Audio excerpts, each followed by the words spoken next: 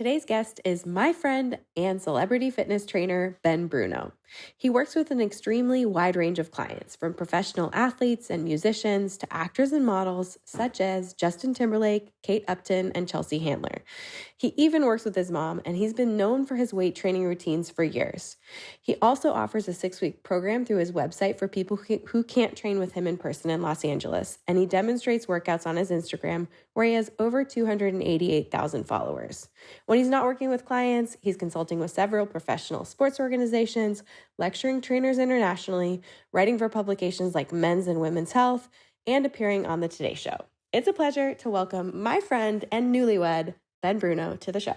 Ben Bruno, finally a Be Well by Kelly podcast guest. This has been a long time in the making, and I have to say, I've obviously followed you because of Chelsea Handler. She was a client and we worked together, and one, I think you're really refreshing online. Two, I love the fact that you share your personal story, which we'll get into on the podcast today, of overcoming the odds and really finding your passion and standing behind it and being excited about it and sharing that passion online. And then three, you get bonus points for being engaged to one of my besties, Nicole Kogan. The So trifecta. excited. Yeah, the trifecta. I'm so excited for you guys. And I'm just so excited to have a fun, friendly conversation with you about the programs you offer and your personal story. I think it's really inspiring. And like I said, I'm before we started this interview, I'm in my 3rd trimester of pregnancy, but I did watch an interview with you that made me cry. And I thought to myself, would I be crying if I was pregnant? Probably still be crying. So I love who you are and what you stand for. And I'm excited to have you on the podcast. Well, thanks for having me. This is cool because I know we've shared clients, and I don't know if you know this, but my cousin is a huge fan of yours. So this is a big flex in my family that I'm doing this. Well, shout out to your cousin. Yeah. So If there Christine we hears this. yeah, I'm sure she will if Yeah. you're the guest, right? Amazing. Well, let's start with your personal story. The story that brought me to tears. Oof. I don't think a lot of people who follow you online because of your brevity and your humor and just your personality would ever think that you had such a traumatic upbringing. But you really brought a silver lining to your life, and you've brought so much joy and happiness and a way for people to work through stress, depression, and anxiety, as it's like your calling. So what moved you to do this, and what did you go through in your past that you think is responsible for this big career path of yours? Well, I don't know how far back you want to go, but in terms of actual training, I would say basically my whole life, for better or worse, my only real hobby has been sports, playing Mm. sports, watching sports. When I was a kid, it was a different world then. Even I'm 37, but when I didn't play video games. I played kind of every sport but football is what I say. But I used to just play every sport. And when I wasn't playing sports, I was watching sports. And I'm somebody that can, recite every player on every sports team, but doesn't know a lot of actors. I just like sports. And then I took a detour in high school. I was kind of a fuck up when I was younger. I got in a little bit of trouble when I was a kid and went to a school that, was like it had like a lot of discipline to it and didn't have sports. So I took a 3-year hiatus, and as a result couldn't play sports in college or anything like that, but I just still always loved sports. And so when I was uh cut to my freshman year of college, I started having really bad back problems. Mhm. And stuff that kids don't normally get. I guess I wasn't a kid, but like teenagers don't usually have back problems. But I just started. I threw out my back 3 or 4 times. The kind most adults know it, but it doesn't. I guess I just started early, but it was the kind of pain that you're just on the couch for a couple days type of thing, and then it would go away and come back, go away, come back. And then my sophomore year of college, if you've ever had back problems, the doctor always asks you your symptoms. And one of them is they say, do you have bladder incontinence, which is basically like peeing yourself. Yeah. And probably most people would say, like, "Why would they ask me that?" But I can say I pissed myself twice in the Yeah. same week in college, and that's basically because the disc in my lower back was very protruded and it was like pressing on the nerve, and that is sign that they have to do surgery. So we did I took a medical leave from school and we did a surgery. And at this time, I didn't know anything about the human body at all. I played sports, but like every injury, I just would take Advil, and I didn't know anything about the body. I didn't know anything about health. I didn't know anything about training. That's the other thing. Training is, people have been working out since the beginning of time, but training for sports is relatively new. Yeah. So, I'm 37. So when I was in high school, very few kids worked out for sports. If you were in football, you did. Otherwise, you kind of didn't. And so it's kind of an emerging field, and we're still just figuring it out as we go. I think a lot of it. But when I had this back surgery, I always look back in time and think like, man, I wish I knew then what I know now, type of thing. But I didn't know anything, so I just went to my school's health center and got a referral for this doctor that was in my insurance network. And uh, I don't know if it was a good doctor or not, but Mhm. long story short, my surgery didn't go well, and it did nerve damage. And what how that manifests is, you know, at, if you've ever had back pain, most back pain disc related actually manifests as leg pain, goes Mhm. down your leg. But I had really bad what's called sciatica, and my right leg atrophied quite a lot. And to make another long story short, I had to take a 2-year medical leave from school. And in that time, I lost 40 pounds. I'm not a big guy to begin with. So I was super, super skinny, Mhm. uh, just in pain all the time. And with that, every chronic injury comes with depression, and the reason when you talk about being open with my story, I think I am more and more because I think most guys, if they feel depressed about stuff, feel like soft talking about it until you Mhm. realize that like everyone's kind of in the same boat. Like you Yeah. said, I had shit growing up, and I feel like we all did probably in some way, shape, or form if you dig below the hood a little bit. But I had that back surgery and was just really down in the dumps about it because uh, the thing about my injury was that I'm pretty young to have that type of back surgery. So when I was going to physical therapy, a lot of the protocols are written for older people. And so being, athletic, I could do all the stuff they were asking me to do with zero change in my pain. So it's Right. super frustrating because I was, checking off the boxes. And at the time, the sentiment for training was basically do these wimpy physical therapy exercises and rest and avoid anything that hurts. And so Mhm. I was just resting, thinking like, it's been damn near 2 years. When the hell am I going to get better? And it Mhm. didn't seem to be happening. And so I was connected to this doctor named Dr. Rainville, who I haven't spoken to for years, but he changed my life without knowing it. But he sort of swam against the grain a little bit and he recommended this thing called back boot camp, which was basically akin to low grade weightlifting. So he told you, you kind of have to not ignore your pain, but work through it a little bit and get stronger. And so I started this really basic weight training, and we would do things like deadlift milk crates and put them on shelves. And he actually taught. It's funny because a lot of the stuff that I did in that would still fly in the face of like what's good for you, but it really helped me. So Mhm. he would deadlift these milk crates and put them on shelves, but he would intentionally have us use a rounded back to strengthen the back. And we did a lot of weight training, leg press, lap pull downs, things like that. And I started to really get into it because I started to feel better.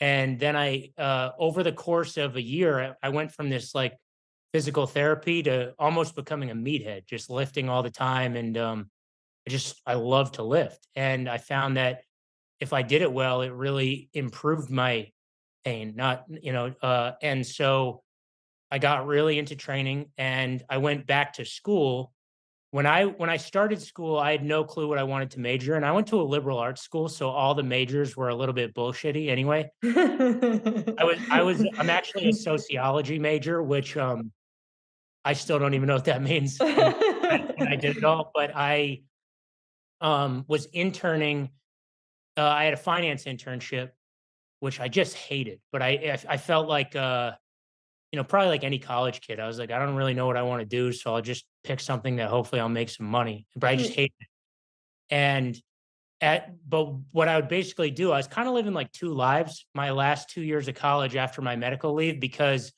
I would go to the gym in the morning for like 2.5 hours, and I just loved it, and I was sort of informally training all these people too because they saw I went to a nerd school, so people wouldn't really, like, work out that hard in the school gym, but I was, like, going ham every day. So people would start to sorta ask me, like, "What are you doing? What's this?"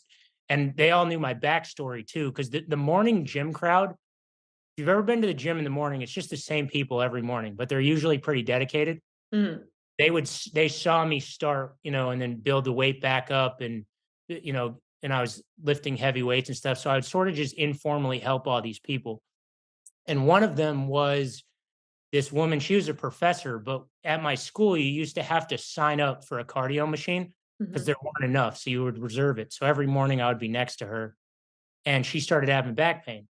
So I just told her what I was doing. And I didn't really know what I was doing, but I was just kind of flying by the seat of my pants and I would show her a few moves. And then she wrote me this long email one day about how the stuff I showed her really changed her life. And she didn't, and it kind of dawned on me that it seems like I remember when she used the words life changing, and I thought that's kind of dramatic. She's just like pumping my tires a little, but I actually do think if you get someone out of pain, that's life changing. Because pain just if you've had pain, it's just you could have everything else right in your life, but if you have constant pain, you're not having a good life. And I remember reading that email and just feeling like really good about myself. And at the same time that was happening, I wasn't feeling positive at all about this job. And I was thinking, like, it wasn't even a job, it was an internship. Mhm. I was thinking, if I hate this thing before I even start, this doesn't bode well. Right. And so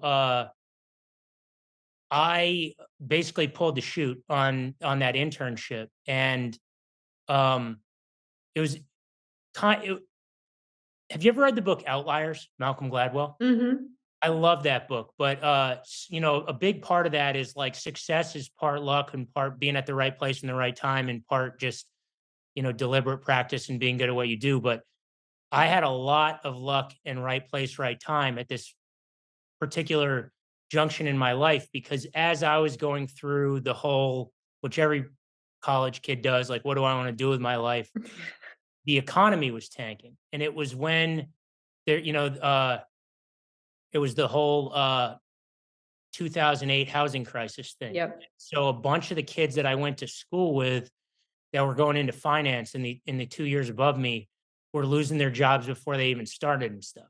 Mhm. And so to me, it felt a little less risky to say fuck it on training and go in or say fuck it on finance and go into training because I was, kind of everyone was having trouble in finance. And so I thought if there's a time to give this thing the old college try, it's now. So I actually parlayed my finance internship into a training gig because the guy I was interning for had 2 sons that played football, and he connected me with their trainer who hired well, he actually said he was gonna hire me just based on my academic credentials, and that was so my whole senior year, I was supposed to work for this one guy that owned a gym, and the week of my college graduation, he told me, that his cousin had fallen on hard luck, and so he had to hire his cousin, and he couldn't hire me anymore.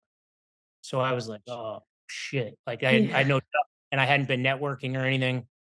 So I went back to my mom's house, and I was super down about it because I had been super excited for this job, and then he pulled the rug out from under me before I even started.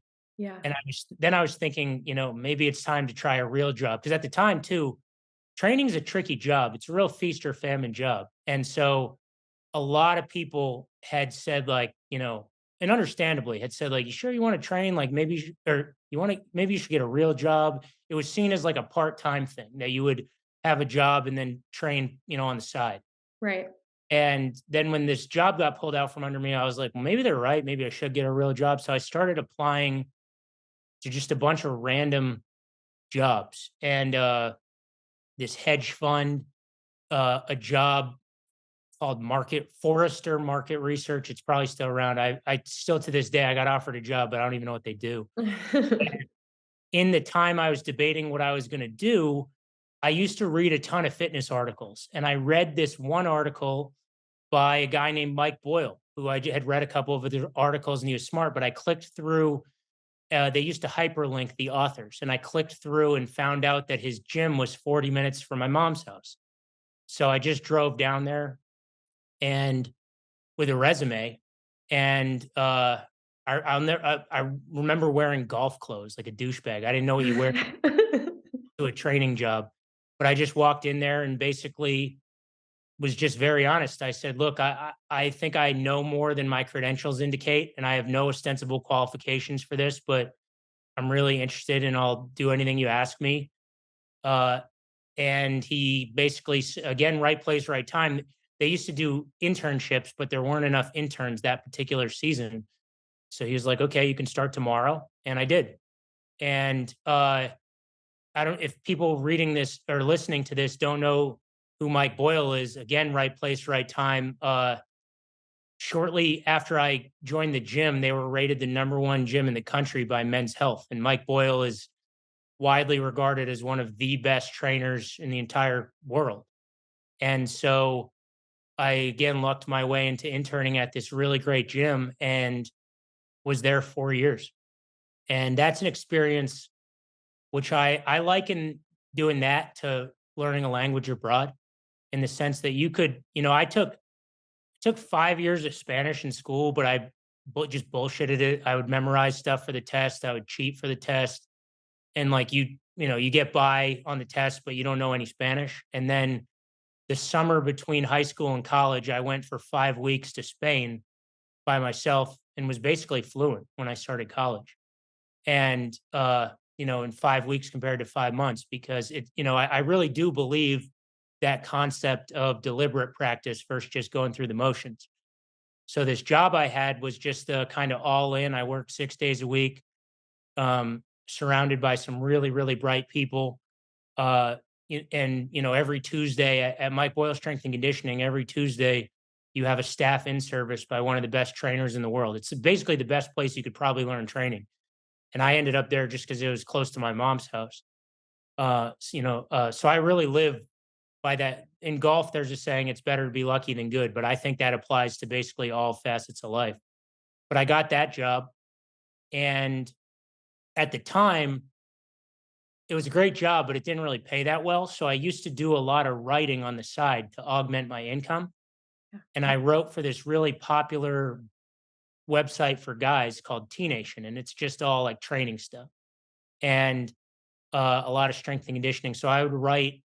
I factored in that I needed to write 2 articles a month to make the money I needed to make to kind of make it work. Yeah. And so I treated it like homework, and I wrote 24 articles a year, and that served the dual purpose of really getting my name out there to other trainers and coaches and things. And one of them was a guy that owned a gym in West Hollywood, and he wrote me an email and said, "Hey, I know you're young. Do you have any interest in moving to LA?" And I'd actually never been to California, but I just sort of said fuck it and moved out there the next month, and ended up really not liking the job. But so it didn't last long there. It wasn't a good fit, but it got me to LA. And after I quit that, I was actually ready to move back to Mass, but got, same story as any trainer, but I got one client who led to two clients who led to three clients. And, in about 6 months, I had enough clients to make it work. And I've been here 10 years now. Wow. Well, I think you put a lot of basis and weight on luck, but for everyone listening, you're a really smart guy, Ben. You got into Columbia University, and the woman who was on that cardio machine next to you ended up being someone who supported you in your writing journey. Is that correct? Different no, different teacher, but this she was a really yeah, I actually, ever since I told you I had a slow start. I was a slow starter. I went to a school in high school that was, for the bad kids kinda, but there I befriended a really, really smart teacher who had taught it in college, but all through school, I took school really seriously. In hindsight, it's funny because I ended up being a trainer, so I probably could have skipped college altogether. But Yeah. I really enjoyed college, and some classes, the ones I didn't like, I bullshitted, fully. But I had 3 or 4 teachers along the way that mentored me along and were really super helpful. She wasn't actually a professor of mine, the one at the gym. I would truly only see her. Um, you ever seen Home Alone 2? You know the pigeon lady? Yeah. The Yes. pigeon lady really made a big impact on that guy, but she really didn't even see him that much. Mhm. Woman I would only see from like 6 to 6:15 when we were warming up on the elliptical every day. But, it just, it was truly like 5 days a week type of thing. So you get to know people pretty well in that type of circumstance. And I think too, what I've found about people, like when you said I'm open with my story, I'm not with everyone, but when you open up to people, then you become friends real fast because the barrier becomes, when you start talking about real stuff, Mhm. I would say my best friends in life, we don't really even talk that much. But when we talk, it's like it means something. Definitely. Yeah. And what's so interesting about, I think, being a trainer, and it's been my experience with trainers that I've worked with, is a lot of times people just need conversation and they need people to listen to what's going on, what's really going on in their head. And I think, from the clients that we've shared and the people I know who know you, is you really care about people's stories and you really listen, and you know how to joke and have a good time. But it is a really special relationship when you have a trainer and someone who you can just bounce things off of when you're physically moving your body and not even making eye contact sometimes. Just when people are moving their body and their mouth just gets moving, and I'm sure you have a million stories that have lived in the walls of Bruno's strong Yeah, yeah. gym, and you've impacted a lot of lives, not just the woman on the cardio machine next to you that felt like your intervention in her life was life changing, but it's a really admirable and honorable thing to do because you really do have an impact on people's mental health. And you talk about going to school and being in the effed up schools when you were younger before you got to college, or making mistakes and not taking it seriously until you got to college. um, can you talk about what might have been the impetus of that growing up, and how training supported you in your personal mental health journey through your Yeah. back Well, surgery?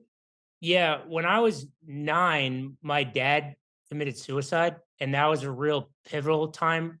Because I don't have anything to compare it to, but I know as a boy it was tricky because then my mom and I had a tricky relationship Mhm. after that happened because uh, I think a mom raising a son is different, and our dynamic was tricky. And I got really angry, and Yeah. so um, I rebelled in a lot of ways that like hurt me more than other people. Meaning like I just didn't take my school seriously. I didn't do any homework. I didn't.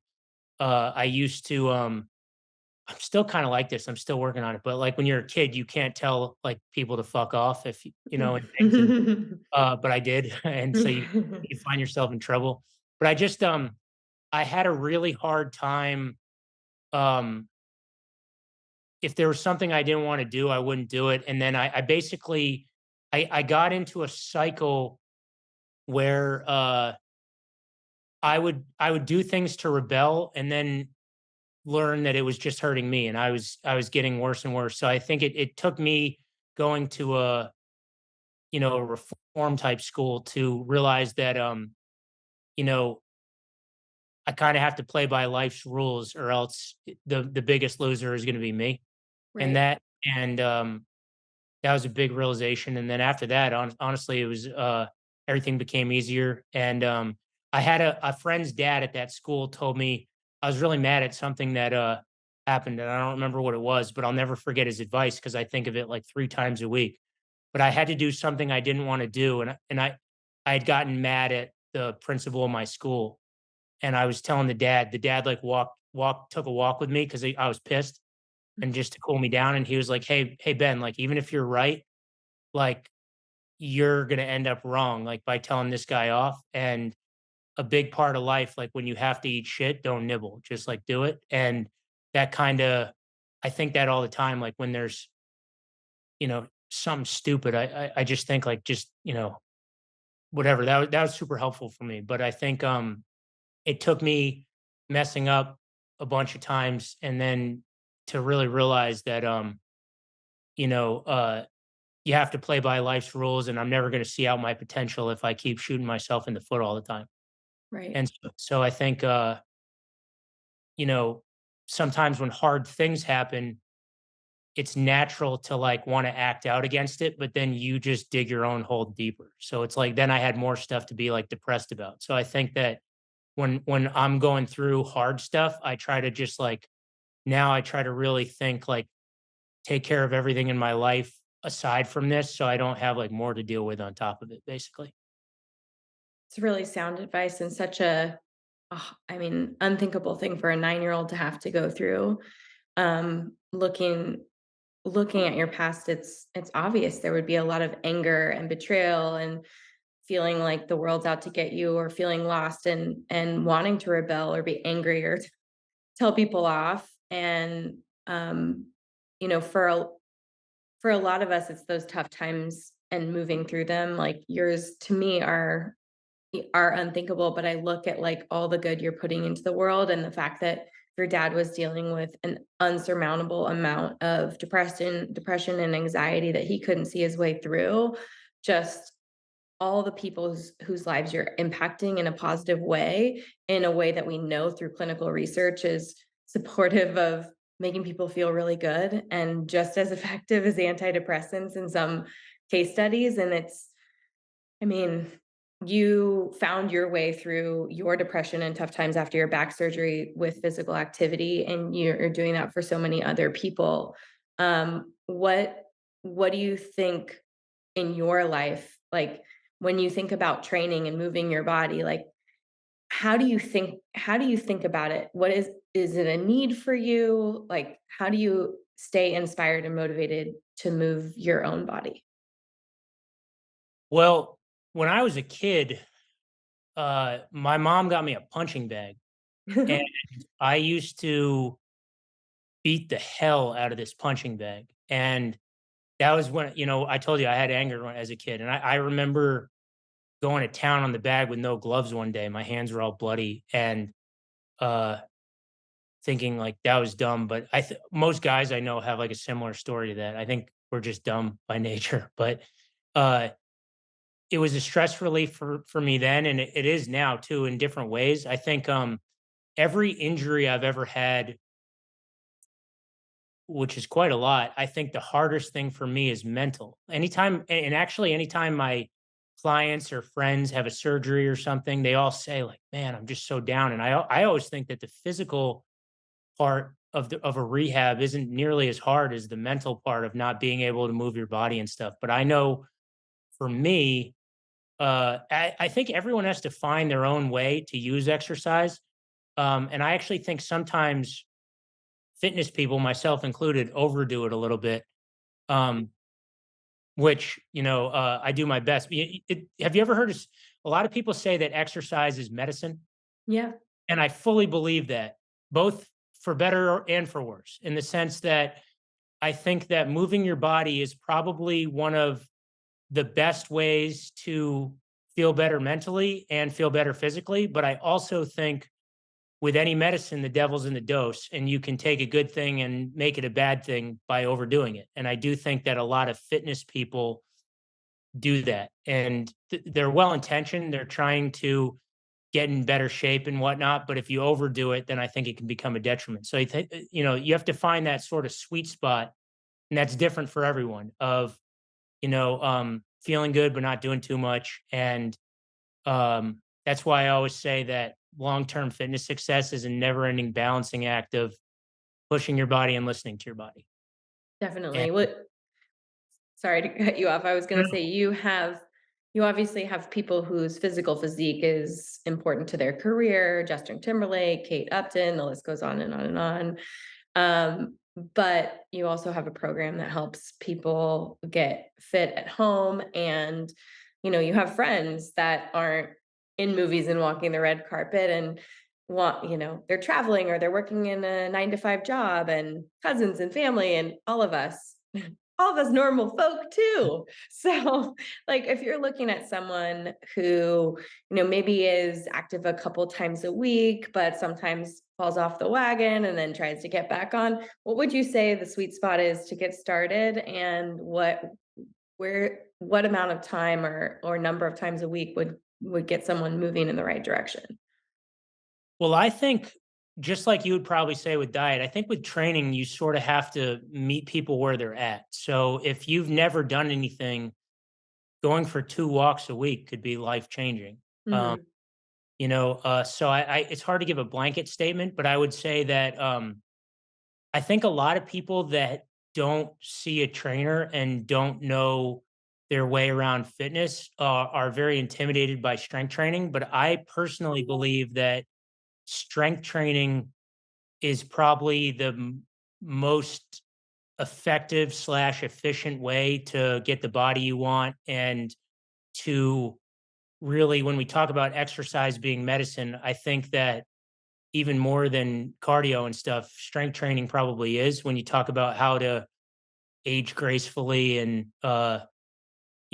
move well, feel better as you get older. I really think that moderate strength training. Now, a lot of people I think are worried about strength training hurting them because we think of the meatheads that overdo it, which I was talking about earlier. But I do think that moderate. I preach to my clients that most workouts should be 7 out of 10 hard. We sort of live in that.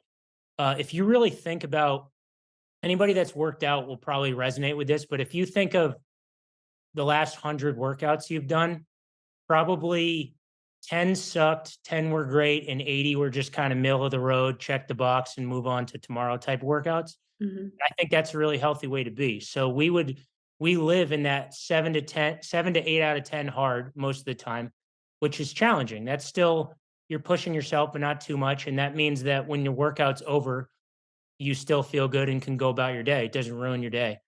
And then, every once in a while when you're feeling great, we really push it. And um, sometimes when we're really not feeling great, we go 5 out of 10 hard or 4 out of 10 hard and just show up. And I think all three of those type of workouts are beneficial, but for the most part, we live, 7 out of 10 hard because that's where I do think that a moderately hard workout is very energizing, but a super hard workout tanks you. And, most people that I train in internet land, people just live to work out. So some of those people just train super hard all the time and then they're just sore their whole life and they're like that. And that's cool.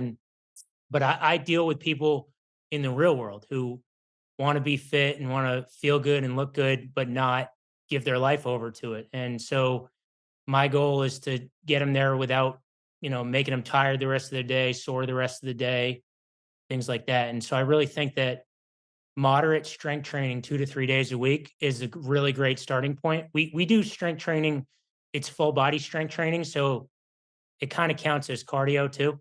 Mhm. We sequence it in a way that it definitely gets your heart rate up. And I would say augmenting that strength training with 2 to 3 days of cardio, most of that being lower intensity cardio and then sometimes some higher intensity intervals. I think that's a really good place to be. And 1 to 2 days fully off. I love how approachable you are with your program because from my standpoint as a practitioner working with functional MDs, when I have a client who works out and tries to be at a 9 to 10 hard all the time and they're constantly sore, they start dreading their workouts, or we start to see it in their blood results and cortisol and hormone imbalances and adrenal fatigue. And Well, beyond that, the funny part about that though is you can tell that to real type A's, you can tell that to them, but everyone has to learn it the hard way. I think every type A has to overtrain a little bit and then go, "Oh, yeah, you were right." That type of thing. Yeah. Yeah. And then also you're at this place when you're really pushing your body to the limit. It is one thing to have goals and to change and to push yourself to have physical change. But when you have injury on that because Yeah. you aren't strong enough and you're not doing those 7 to 8 hard workouts that are repeatable and something that you look forward to, that you feel energized after, and you do have an injury, then you're starting from ground zero and you're in Totally. that place of stress or depression or like that mental game of like, how am I going to get better and get over this? Like my least favorite thing is ever having something that's debilitating in my ability to work out. I'm like, I love my kids and I love being pregnant, but like I can say that like there are certain times towards the end of my pregnancy where I'm like, shoot, like I want to send the eviction notice and just get my body back so I can feel Yeah. strong again. Because when you are physical in your body and enjoy being physical in your body and the benefits that come from that, which is like the energy you're talking about, the medicine that you're talking about, which I mean, I can go on and on about the science of that, whether that's like an increase in mitochondrial mass and your muscle mass, a better blood sugar balance, myokines, anti-inflammatory chemicals that pass the blood-brain barrier. I mean, increased BDNF for your brain. Like it goes on and on and on and on. There's a reason why people love to work out when it's really truly a part of their life. But again, it's like the back end of that when you go too hard and it isn't fun anymore and it isn't energizing anymore and you just get to a place where you dread it, like it's going to break your body down too. So, Yeah, well, and the people that are like the most into fitness aren't always the healthiest. That's the other thing. And I think mhm, people that take it to extremes, people that, look they're whatever, a lot of times they're when you train moderately, I think it really helps your sleep, for example. When mhm, you're overtrained, you don't sleep at all. Your sleep's bad, you're all out of whack, um, no energy, all that type of stuff. So I do think that there's a sweet spot. I actually heard and I give my clients this spiel all the time. I always say, it's much better for us to chug along at 7 out of 10 hard than, the biggest thing that is going to knock you off the wagon of how you want to look is an injury. And then you can't train. right. But I actually heard an analogy on social media and I can't remember who I heard it from. I wish I could credit them, but I've stolen it and say it to all my clients. But they use the analogy of a roll of toilet paper. Mhm. Basically, uh, just rip 1 square a day. And that's a moderate workout, but you rip 1 square a day and it never really feels like you're doing all that much. But in 3 months, it's a totally different role. The role's gone. Yeah.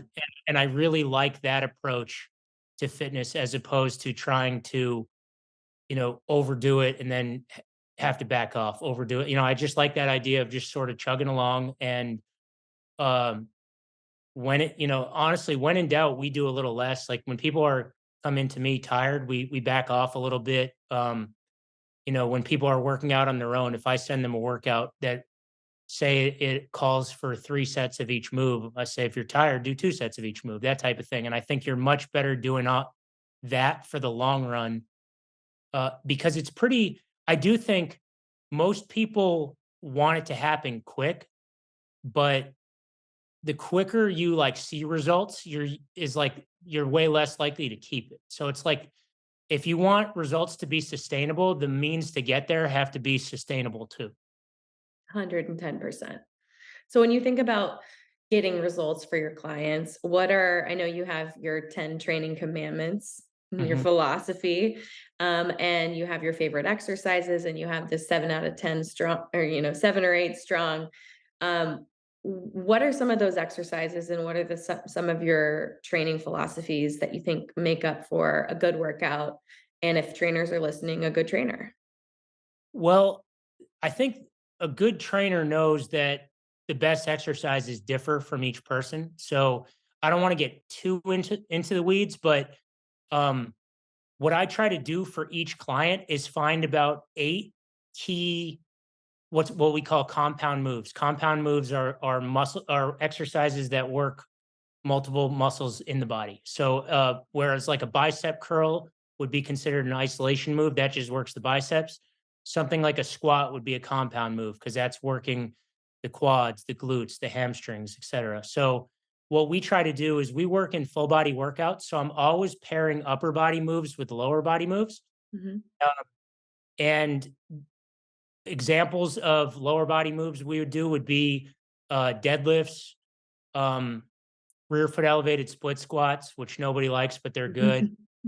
Single leg deadlifts, lunges, lateral lunges, glute bridges, hip thrusts, um, things like that. And then we pair that with upper body exercises. So push ups, rows, pull ups, lat pull downs, overhead press, things like that. And we find the best moves that work for people's body structure and injury history. So, I could say, hey, I love lunges, but if you have really crummy knees, then lunges are out. So, Yeah. I think you have to find the moves that work for you and not try to force them on yourself. Because again, the main thing is that you don't get hurt. So we find, you know, moves that people can do pain free. And then we just kind of gradually bump the weights up, slow and steady. And I really great things can. I think people want to get in shape in like a month, and that's never realistic. Mhm. But I think if you're doing the right things with workout and the right things with eating, you can really make great changes in your body in 3 or 4 months. Now, if someone comes to me and says I have 3 or 4 weeks, then they can sort of what we call cram for the test and be a little more drastic with it, but it never sticks. But I Mhm. think if you take a really slow and methodical approach and shoot to achieve your goal over 3 or 4 months, you can really make life changing changes. 100 110% for sure. So if people who are listening want to get to know the program that you offer for people who aren't able to be in your gym, can you talk a little bit about that? And how people can kind of go on that journey for 3 or 4 months at home? Yeah, so it's actually a 6 week program, but I am very clear that it's not meant to be like a 6 week body makeover because that's just Mhm. not how the body works. Yeah. I do think 6 weeks is about the time that people start noticing change if they're doing everything right with their eating and training, but it's not meant to be a drastic body change. What it is just for people that can't train with me in person, it's just sort of our introductory program that all my clients do. And it's a way to they have that saying that if you give a man to fish, he eats for a day. If you teach a man to fish, he eats for a lifetime. And this is just sort of teaching people how to fish, teaching people how to train. And it's just a simple full body template that I use with a lot of my clients. And um, the moves are not groundbreaking moves. It's all stuff everyone's seen. I think it's just a lot of people are in that place in life where they have maybe done a bunch of the exercises, but still feel lost when they go into the gym as far as how to order things, as far as the sequencing, and as far as how to plan things over the course of a week. So it just gives a simple structure to the workouts. And, you know, for a long time, I've not loved a lot of the programs out there because a lot of them are built on premises. A lot of things you see now, I think I have a term entertainment where people are more concerned with being entertained than training. But I Mhm. think that a lot of the programs are built on the premise of like a new workout every time and just trying to keep people mentally engaged. And I think that's important. But I'm a big proponent of what I call progressive overload. So basically, what that means is like trying to slowly improve on every exercise. And you can't really do that if you're always switching it up. So my program is just kind of an alternative to those programs. I'm very clear. It's 2 3 week phases where for 3 weeks you do the same series of 3 workouts trying to improve. And then the next 3 weeks you do a new series of moves and try to improve on those. And it's really a program, I'll do more programs in the future probably, but it's really a program you could just repeat basically till you get bored of it. But it's not meant to be anything crazy. It's just meant to kind of give people a framework for how to train in that 7 out of 10 thing. So it's like it's not, one thing I've learned with a program like this is like you can't please everyone. So Mhm. this is for like the gym hardos that want to, you know, beat themselves up in the gym every day. It's just for people that want to be fit without having it be their whole life, and that's what it's for. I think it's really important, and there's such a big place in my mind for this type of a program, only because I would say in the last, 11 or 12 years that I've been working in this industry and getting to know trainers, and had clients with other trainers as well. I really do feel like the traditional, I don't want to say like traditional moves, but those compound moves you're talking about, a bicep curl and a lunge or a squat, like a push up, like doing those and knowing someone's strength ability, like how much they can lift or how many reps they can do before they're fatigued, and pushing that every single time and pushing up against, their ceiling is where we see change. I do find that, there that it's very attractive, or it's the shiny coin when someone's like, and now we're doing like these like Yeah, yeah, jump squats from the ceiling with this yeah. new band. And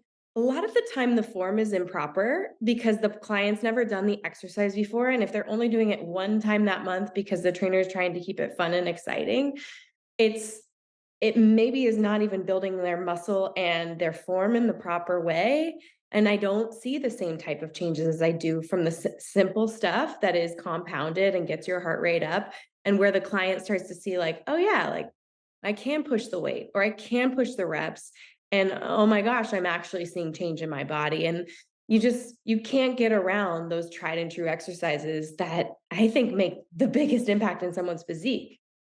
Well, I think people like those type of moves because I think if they're not happy with where they are physically, they want like a secret.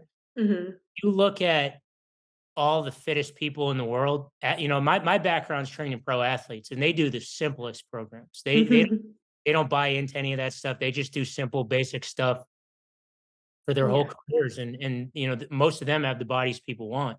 right. Um, and anytime you show me somebody that is really good at the basic moves, they usually look and perform how everyone else wants to. But I think those type of moves, particularly when you're learning them on your, I think a lot of trainers do their programs for the masses based on their own workouts. Yeah. But most people, I don't know how many people I've trained, but a lot, and uh, aren't like that. They can't do those type of moves, and so I just kind of built this program off like what a normal person does in 45 minutes to an hour. And I think there's two types of people, and when it comes to working out, one demographic really wants to go in and do a new workout every time and learn new moves, and the other people, that's actually annoying to have to learn a new workout every time, and they just want to get in, get out, and keep it moving. And my programs for the second group, and Right. the first group, there's a lot of other good programs out there. Oh, well, I appreciate you keeping it real, Ben, and really just having a program like this for all of us, because the key is to get in that 7 to 8 strong workout, to be consistent, to feel energized, to be functional, to be out of pain so that you aren't dealing with the mental game and the depression that comes along with being injured, and so that you have an outlet to feel strong. And Are you I familiar with Precision Nutrition? Mhm. So they have a nutrition component to my program too. But I've always really liked, so that used to be owned by a guy, John Berardi, who I've been Mm. friends with forever. And I love John, and I think he's a brilliant guy. And I've always loved what precision nutrition stands for, because it's just simple, kind of middle of the road stuff. It's kind of I always think it's kind of the nutrition equivalent of my training. It's just simple, middle of the road. And what they do is it's all based off habits. Mhm. They teach habits as far instead of like meal plans. So John actually sold the company, and now I've connected with this guy Tim Jones, who's awesome. But Tim and this guy Brian St. Pierre combined and put together. There's like this PDF you get that's just nutrition basics. I can send it to you. I'd actually be curious what you think. Yeah. But then each week of the 6 weeks, they institute a new habit. So they're trying to teach habits slowly over the course of the 6 weeks. And I think as far as nutrition goes, for just you know, a one-off program, it's really good stuff. Well, I will say, precision nutrition has always been just like reliable, like a Yeah, foundation. And anytime I'm working with a client, it's not rocket science. It really, I'll look at labs and we'll do a detailed dive if I have access to that. But a lot of times it's getting people out of their own way and building those habits around their protein intake or, the things that derail them, like that fast food joint or that thing they buy at Starbucks, and finding replacing habits instead of removing them so that they can feel really strong about their nutrition choices, in the same way that once someone does a program like yours, that they can feel really strong in their body because they know how to do these compound moves and they're seeing yeah, for sure. changes. But Oh. for me, it was important, just like how you and I have shared some clients, like, I know just enough about nutrition to, like, be dangerous, 'cause I stay out of it with my clients. Like, most of my in-person clients see somebody, like how we've shared clients, and with this, I actually, because that's the tricky part about training, is I do think that training is very important, but when it comes to body composition change, it's nowhere close to as important as the nutrition. Yeah. So it's like, I've always tried to, like, with the program, I outsource the nutrition, and with my clients, I do too, because it's one of those things that, um, they always say you can't out train a bad diet, and for me, that's just, like, so annoying because I wish you could. I love the training, I don't love the eating, like, no offense, but I like, for me, it's like, yeah, like, I just, every single food I like is bad for you. It's like all the, but, yeah, but I do think that the nutrition part to this is huge and can't be overstated, but that's not my thing. Yeah. Well, I love working out, and I got my personal training license and my yoga certification, but it's not my thing either. I just love to move my body and I love the nutrition side, but in the same way that you do, it's like meeting people where they are and not saying, "Hey, what you're doing isn't great," but like what positive things can you add to your life? And like you've Totally, obviously added physical movement, strength training, and you're sharing that with the world. And I just can't thank you enough for doing that, for being a guest on the podcast, and for sharing your program and your story with us. So thanks for being here, Ben. And I'm sure we could talk and talk and talk, but you have clients to see, a wedding to plan, my god, and it's crazy, right? and it's been really fun Excited, to let's have you go. on the show. Yeah, thank you. I really appreciate this, and I always appreciate what you do in our whole field too. So thanks. Yeah. So where can people follow along? I think, like I said, you're a pretty funny follow, but where can people follow along? Where can they learn more about your program and get strong themselves? I have a website, but, like, I never really do anything on the website, benbruno.com, and then mostly Instagram. Okay. Uh, I have Twitter that I just tweet nonsense here and there, but, oh, yeah, it's all, yeah, mostly Instagram. All right. So we'll link to your Instagram and your program in the show notes so people can follow along. Yeah. And I can't wait to get my hands on it, to be honest. Yeah, yeah, I'll send it to you after we hang up. Thanks, Well, Ben. I'll I'll send it support you. Can I please to you. buy it? Thank you. You have to promise to do it. I'll only send it if you promise. You have to promise to do at least 6 of the workouts. I 100% promise. Alright, then I'll send it to you. Okay, Ben. I will give you my personal review and testimonial after. Okay. All right. Thanks, Ben, for being here. Bye.